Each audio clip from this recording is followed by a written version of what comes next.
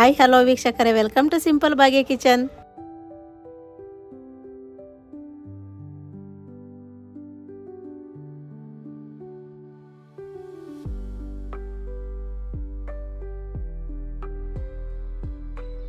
ಇವತ್ತು ನಾನು ನಿಮ್ಗೊಂದು ಸಿಂಪಲಾಗಿ ಕ್ವಿಕ್ಕಾಗಿ ಕೊಕೊನಟ್ ರೈಸ್ ಹೇಗೆ ಮಾಡೋದಂತ ತೋರಿಸ್ತೀನಿ, ನೋಡೋಣ ಬನ್ನಿ.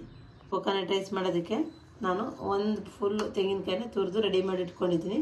ಇದನ್ನ ಈಗ ಮಿಕ್ಸಿ ಜಾರ್ಗೆ ಹಾಕ್ಕೊಂತೀನಿ. ನೋಡಿ, ಒಂದು ಜಾರ್ಗೆ ಈ ಥರ ತೆಂಗಿನಕಾಯಿ ಹಾಕ್ಕೊಂಡು ಸ್ವಲ್ಪ ನೀರು ಹಾಕೋಣ, ಜಾಸ್ತಿ ನೀರು ಬೇಡ. ಸ್ವಲ್ಪ ತೆಂಗಿನಕಾಯಿ ರುಬ್ಕೊಳ್ಳೋದಕ್ಕೋಸ್ಕರ ಸ್ವಲ್ಪ ನೀರು ಹಾಕ್ಕೊಂಡು ರುಬ್ಕೊಂಡು ಬರೋಣ. ನೋಡಿ, ಒಂದು ಅರ್ಧ ಗ್ಲಾಸ್ ಅಷ್ಟು, ಜಾಸ್ತಿ ಇಲ್ಲ, ಸ್ವಲ್ಪ ನೀರು ಹಾಕ್ಕೊಂಡಿದ್ದೀನಿ. ಇದನ್ನು ಒಳ್ಳೆ ಪೇಸ್ಟನ್ನು ರುಬ್ಕೊಂಡು ಬರೋಣ. ರುಬ್ಬಿರುವಂಥ ಪೇಸ್ಟ್ ರೆಡಿಯಾಗಿದೆ. ಈ ಥರ ನುಣ್ಣಗೆ ರುಬ್ಕೋಬೇಕು. ತರಿಯಾಗಿ ರುಬ್ಕೊಂಡ್ರು ಪರವಾಗಿಲ್ಲ, ಈ ಥರ ನುಣ್ಣು ರುಬ್ಬಿರು ಪರವಾಗಿಲ್ಲ, ಚೆನ್ನಾಗಿರುತ್ತೆ. ನುಣ್ಣು ರುಬ್ಕೊಂಡು ರೆಡಿಯಾಗಿದೆ. ಈಗ ಹೇಗೆ ಮಾಡೋದಂತ ನೋಡೋಣ ಬನ್ನಿ. ಈಗ ಸ್ಟವ್ ಮೇಲೆ ಒಂದು ಬಾಣಲಿ ಇಟ್ಟಿದ್ದೀನಿ. ಬಾಣಲಿ ಬಿಸಿಯಾಗಿದೆ. ನಾನು 1 ಸ್ಪೂನ್ ಆಗೋಷ್ಟು ತುಪ್ಪ ಹಾಕ್ತಾಯಿದ್ದೀನಿ. ನೀವು ತುಪ್ಪ ಬೇಕಂದರೆ ಹಾಕ್ಕೊಳ್ಳಿ, ಬೇಡ ಅಂದರೆ ಸ್ಕಿಪ್ ಮಾಡ್ಕೊಳ್ಳಿ. ತುಪ್ಪ ಹಾಕಿದರೆ ಚೆನ್ನಾಗಿರುತ್ತೆ, ಹಾಕಿಲ್ಲ ಅಂದ್ರೆ ಇನ್ನೂ ಚೆನ್ನಾಗಿರುತ್ತೆ. ನಾನು ತುಪ್ಪ ಹಾಕಿ ಮಾಡ್ತಾಯಿದ್ದೀನಿ. 100ರಿಂದ 150 ಗ್ರಾಮ್ ಅಷ್ಟು ಎಣ್ಣೆ ಹಾಕ್ತಾಯಿದ್ದೀನಿ. ಸ್ವಲ್ಪ ಜಾಸ್ತಿ ಮಾಡ್ತಾಯಿದ್ದೀನಿ, ಹಂಗಾಗಿ ಸ್ವಲ್ಪ ಎಣ್ಣೆ ಜಾಸ್ತಿ ಹಾಕಿದ್ದೀನಿ. ನಿಮಗೆ ಬೇಡ ಅಂದರೆ ಕಮ್ಮಿ ಹಾಕ್ಕೊಳ್ಳಿ. ಎಷ್ಟು ಮಾಡ್ತೀರೋ ಅಷ್ಟು ಎಣ್ಣೆ ಹಾಕ್ಕೊಳ್ಳಿ. ಎಣ್ಣೆ ಬಿಸಿಯಾಗಿದೆ. ಈಗ ನಾನು ಒಂದು ಬೌಲ್ ಆಗುವಷ್ಟು ಕಡಲೆ ಬೀಜ ತಗೊಂಡಿದ್ದೀನಿ. ಕಡಲೆ ಬೀಜ ಹಾಕ್ತಾಯಿದ್ದೀನಿ. ಅದೊಂದು ಸ್ವಲ್ಪ ಚೆನ್ನಾಗಿ ಎಣ್ಣೆಗೆ ಫ್ರೈ ಆಗಲಿ. ಇದ್ರ ಜೊತೆ ನಾನು 10ರಿಂದ 12 ಗೋಡಂಬಿ ತಗೊಂಡಿದ್ದೆ. ಗೋಡಂಬಿನೂ ಹಾಕ್ತಾಯಿದ್ದೀನಿ. 2 ಫ್ರೈ ಮಾಡಿ ಸಪ್ರೇಟ್ ಎತ್ತಿಟ್ಕೊಳ್ಳೋಣ. ಗೋಡಂಬಿನ ಕಡಲೆ ಬೀಜ ಚೆನ್ನಾಗಿ ಫ್ರೈ ಆಗಿದೆ. ನೋಡಿ, ಕಲರ್ ಚೇಂಜ್ ಆಗಿದೆ. ಈಗ ಇದನ್ನು ನಾನು ಪ್ಲೇಟ್ಗೆ ಎತ್ಕೊಳ್ತಾ ಇದ್ದೀನಿ. ಈ ಥರ ಸಪ್ರೇಟ್ ಎತ್ಕೊಂಡು ಮಾಡೋದ್ರಿಂದ ಟೇಸ್ಟ್ ಚೆನ್ನಾಗಿರುತ್ತೆ ಮತ್ತು ಗರಿಗರಿಯಾಗಿರುತ್ತೆ. ತಿನ್ನಬೇಕಾದ್ರೆ ಕ್ರಿಸ್ಪಿಯಾಗಿ ಬಾಯಿಗೆ ಸಿಗುತ್ತೆ. ಹಂಗಾಗಿ ಸಪ್ರೇಟ್ ಎತ್ಕೊಳ್ತಾ ಇದ್ದೀನಿ.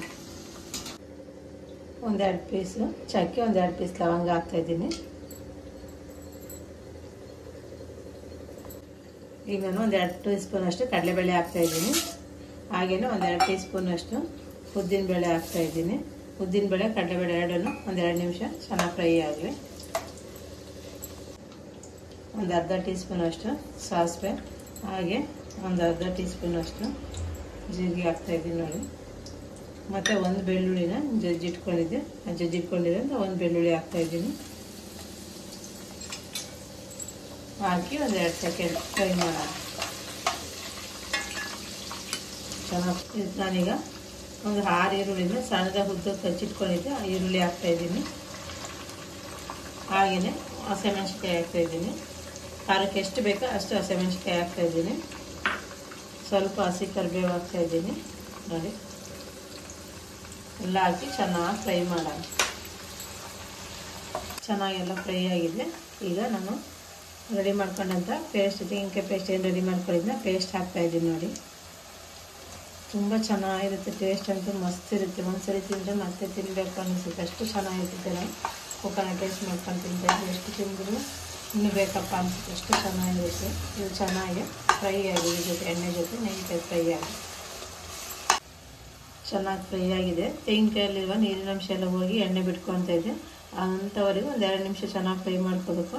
ಈಗ ಲಾಸ್ಟಲ್ಲಿ ನಾನು ನೋಡಿ ನಿಂಬೆ ರಸ ಹಾಕ್ತಾಯಿದ್ದೀನಿ. ಹಾಕಿ ಒಂದ್ಸರಿ ಮಿಕ್ಸ್ ಮಾಡೋಣ. ಸ್ಟವ್ ಉರಿ ಕಮ್ಮಿ ಮಾಡ್ಕೊಂಡು ನಿಂಬೆ ರಸ ಹಾಕ್ಕೋಬೇಕು. ಉರಿ ಜಾಸ್ತಿ ಮಾಡ್ಕೋಬಾರ್ದು. ಇಲ್ಲ ಸ್ಟವ್ ಆಫ್ ಮಾಡಿ ಆದರೂ ನಿಂಬೆ ರಸ ಹಾಕ್ಬಿಡಿ. ಚೆನ್ನಾಗಿ ನೀಟಾಗಿ ಮಿಕ್ಸ್ ಮಾಡೋಣ. ನೋಡಿ, ರೆಡಿಯಾಗಿದೆ. ನಿಂಬೆ ರಸನ ಹಾಕಿ ಮಿಕ್ಸ್ ಮಾಡಿದ್ದೀನಿ. ಈಗ ನಾನು ಅಷ್ಟೇ ಅನ್ನ ಮಾಡಿ ರೆಡಿ ಮಾಡಿ ಇಟ್ಕೊಂಡಿದ್ದೆ. ನೀವು ಯಾವ್ದು ರೈಸ್ ಬೇಕಾದ್ರೆ ಯೂಸ್ ಮಾಡ್ಕೊಂಡು ಅನ್ನ ಮಾಡ್ಕೊಳ್ಳಿ. ಇವತ್ತು ನಾನು ಬುಲೆಟ್ ರೈಸ್ ಯೂಸ್ ಮಾಡಿದ್ದೀನಿ. ಉದುದ್ರಾಗಿ ನೋಡಿ, ಎಷ್ಟು ಉದುದ್ರಾಗಿ ಅನ್ನ ಆಗಿದೆ. ಈ ಥರ ಉದುದ್ರಾಗಿ ಅನ್ನ ಮಾಡ್ಕೋಬೇಕು. ಇದನ್ನ ಹಾಕಿ ಇವಾಗ ಮಿಕ್ಸ್ ಮಾಡ್ತಾಯಿದ್ದೀನಿ. ನೋಡಿ, ಎಲ್ಲ ನೀಟಾಗಿ ಮಿಕ್ಸ್ ಆಗಿದೆ. ಇದಕ್ಕೆ ನಾನು ಸಪ್ರೇಟ್ ಎತ್ತಿಟ್ಕೊಂಡಿದ್ದೆಲ್ಲ ಗೋಡಂಬಿ ಮತ್ತು ಕಡಲೆಬೀಜ ಏನು ಅದು ಹಾಕ್ತಾಯಿದ್ದೀನಿ. ಅದು ಹಾಕ್ಬಿಟ್ಟು ಸ್ವಲ್ಪ ಕೊತ್ತಂಬರಿ ಸೊಪ್ಪು ಹಾಕ್ಬಿಟ್ಟು ನೀಟಾಗಿ ಇನ್ನೊಂದ್ಸರಿ ಮಿಕ್ಸ್ ಮಾಡೋಣ. ಜಾಸ್ತಿ ಮಿಕ್ಸ್ ಮಾಡೋದು ಬೇಡ, ನುಣ್ಣಗಾಗ್ಬಿಡ್ತೈತೆ ರೈಸು. ಹಂಗಾಗಿ ಸ್ವಲ್ಪ ನಿಧಾನಕ್ಕೆ ನೀಟಾಗಿ ಮಿಕ್ಸ್ ಮಾಡೋಣ. ಎಲ್ಲ ನೀಟಾಗಿ ಮಿಕ್ಸ್ ಆಗಿದೆ.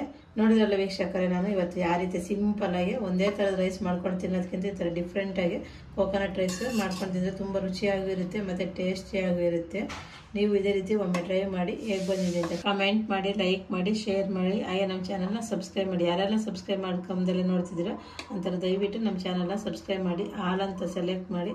ನಾವು ಹಾಕೋ ಹೊಸ ಹೊಸ ವೀಡಿಯೋಗಳೆಲ್ಲ ಬೇಗನೆ ನೋಡ್ಬೋದು. ನೀವು ನೆಕ್ಸ್ಟ್ ವಿಡಿಯೋದಲ್ಲಿ ಸಿಗೋಣ.